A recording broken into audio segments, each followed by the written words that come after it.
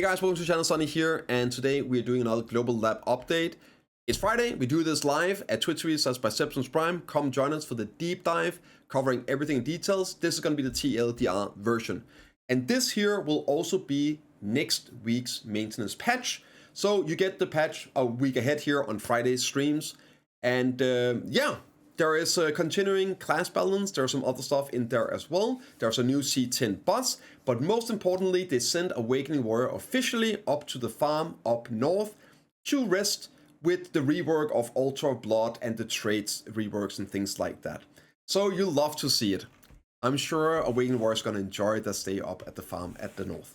So anyway, first off is Suck Wusa PvE buffs. And while this is super deserved, it's just a bit funny that we got to the point where originally when they were doing PvE buffs, the goal was to buff classes up to the level of Suck Wusa.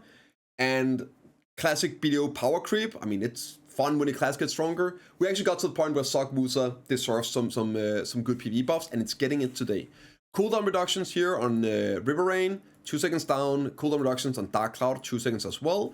And really solid PvE damage buff across the board on the entire kit.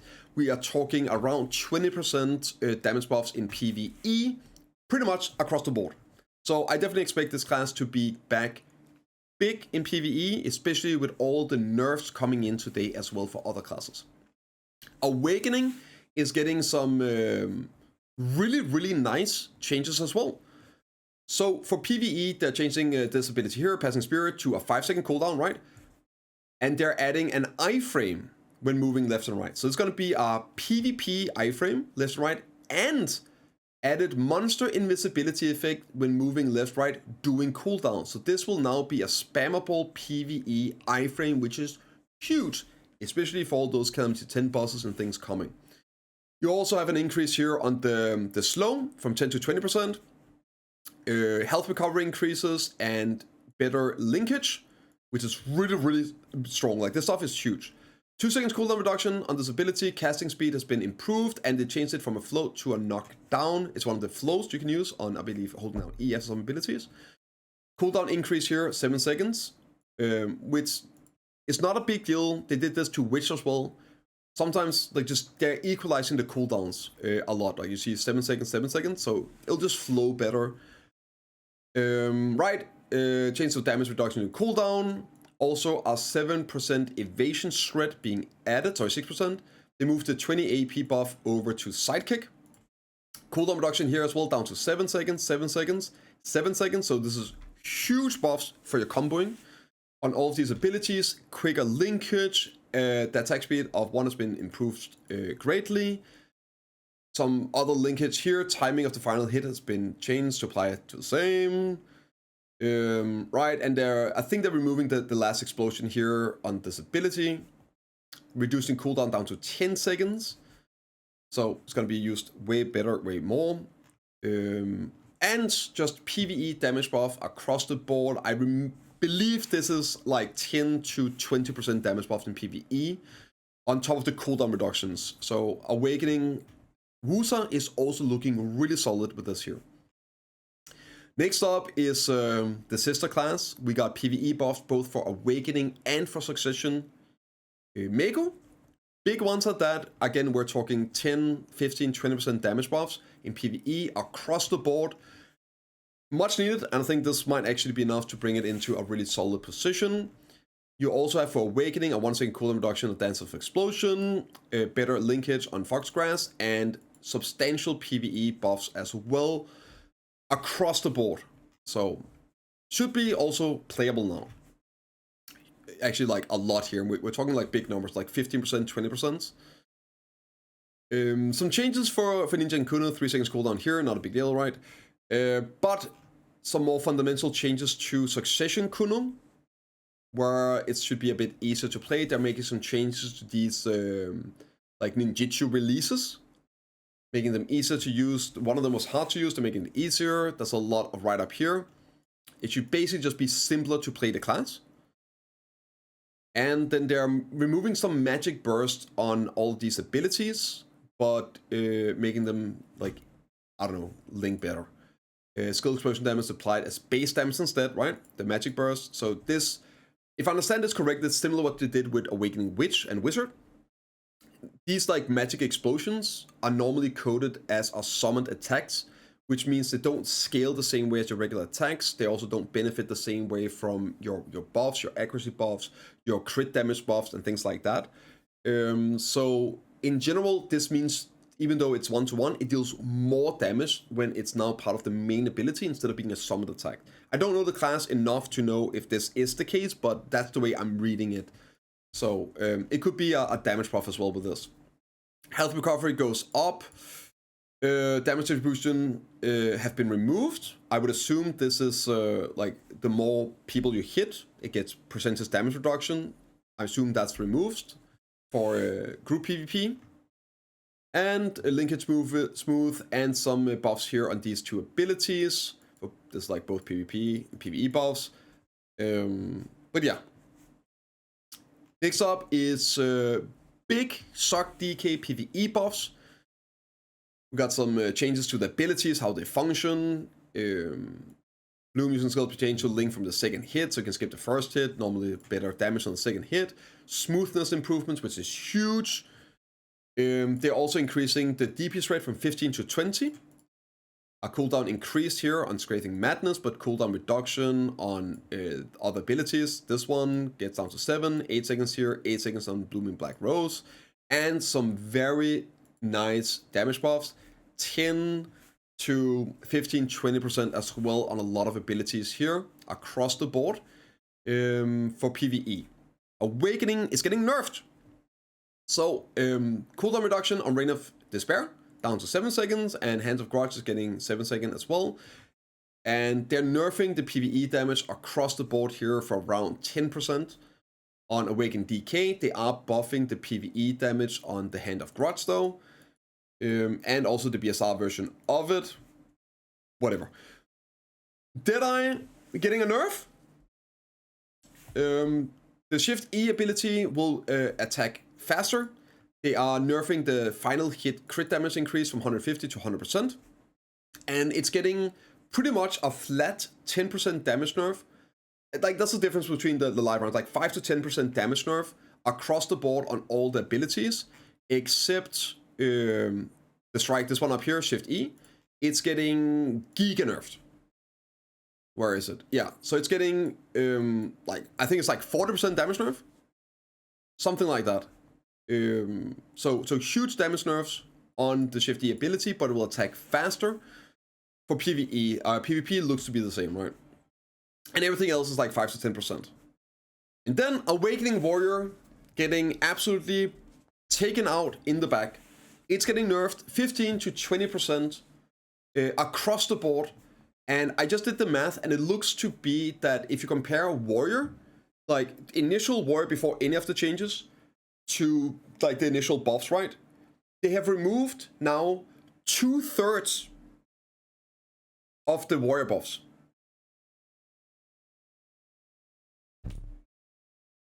So compared to like the initial Warrior before any of the changes, we only got 1/3 of the buffs. So basically useless. It's great. At the end of the day, Gravedigger, for example, ended up only getting a 4.6% damage buff. Compared to like the original Warrior before all the buffs, it's a 4.6% damage buff now after being nerfed twice. So yeah, like huge number nerfs, right? 10, 15, 20%. Whatever. Archer is also getting nerfs, another 10-15% damage nerfs, mainly around 10%. You see, like pretty much bang on 10% on a lot of these, 10%. So pretty much 10% nerfed on Archer as well. And Wizard is also getting its kneecapped clipped. Awakening Wizard, complete meta after the last round of buffs. Honestly, I thought it would need like a 5-10% nerf. PA decided it needs a 15 to 20% nerf. So realistically, this is still going to be a good PvE class, but I think everyone that's been meta playing it are going to roll off. Which should definitely be better than this class now.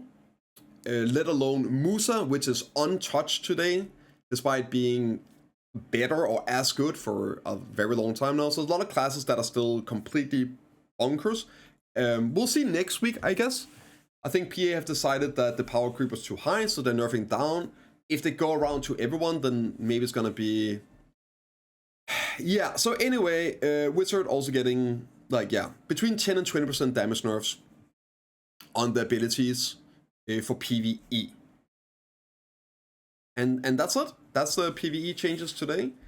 Honestly, I think that the buffs are looking good. Some of the nerfs are looking a bit extreme. And most importantly, you have classes that were already better than some of these not getting touched. Like Sock Warrior. Again, I'm not trying to get the classes nerfed here, but like Sock Warrior is still outperforming Awakening Warrior right now. And Awakening Warrior is getting nerfed. And Musa, of course, Awakening Musa is probably the #1 meta pick right now. Still untouched, right? So, yeah, there you are. There you are. Some class buffs, nerfs here, fixes, bug fixes, and all that. Whatever. Description changes on items. Removing tiering on low-value items. They're adding some tier over here. I'm not sure what these things are, right? Strange fish. Fish with strong flavor. I don't know. And then they are unifying the 3 different tier animations depending on the value of the item you're getting. So this is like the lowest value tier, mid value tier, and this is probably a Garmoth Heart level tier, right? Next up is something I'm happy to see just in time for those nerfs. Love it, love it, love it. Is finally another Calamity 8, 9, and 10 boss. Really excited about this. We're getting the Pig Cave, the Pig King. Calamity 8, 9, 10 is coming out next week. We'll be able to get our red buff as well for the people that want to get that AP, more rewards, and less having to retag to do 5 Calamity 10s.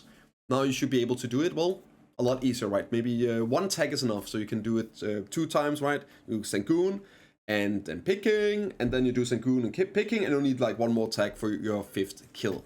So super happy, it's a big deal not having to retag all the freaking time. No real news about it, except it's basically gonna be the same. Same requirements, same values, same drops, all of this, right? Yeah, pretty much 1-to-1 of the rewards from Sangoon. So that's good, I'm really excited about this. Next up is the dungeon, the Osaka Elvia dungeon. At 20%, it goes into a Frenzy the boss, and now if you drop 3 balls on the face of Ors, she's gonna get stunned. So yeah, it's a pretty crazy last phase there. So now you can stun her by doing the mechanic 3 times instead of just like running around and trying to DPS. And that is, yeah, some stuff here. Like, again, quest knowledge, notice pop up. You can now get knowledge for saltwater crocodiles. Upgrading the fish atlas, which we just got. You can now click this icon here if you get a new bis fish. So you can click it, you can see if you got a new record on your fish, you can check it out. It's also been improved so you can easier compare fish you found in the fish guide. And knowledge image has been added to some fish species that did not have knowledge in the fish wiki. And you can't check this, so these are all the items, all the fish that's been added. The event area guide text on the right side of the auto fishing UI has been improved, and improvements made so that items stored in town warehouses and other than the one you're currently in can be sold or moved to the exchange. So that's really nice. Now when you're ever trying to sell trash or move it into your storage, you don't have to first take it out and then put it in. You can use the Magnus Quest global storage and do it directly. Awesome, love to see it. So that is great. Of course, you still have to do the Magnus. And yeah, you can do the Magnus description regarding progress of RBF has changed more details. And finally, you won't believe it, PA dropping the biggest W probably all year in the very last line. Finally, some meaningful, awesome game optimization. The speed of collapsing and expanding the product list in the Pearl Shop has been improved.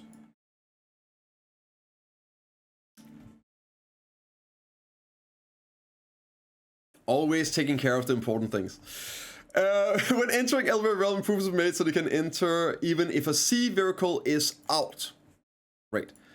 However, you cannot board sea vehicles within the Elvia territory. This is like a huge pain in the ass. About time that got fixed.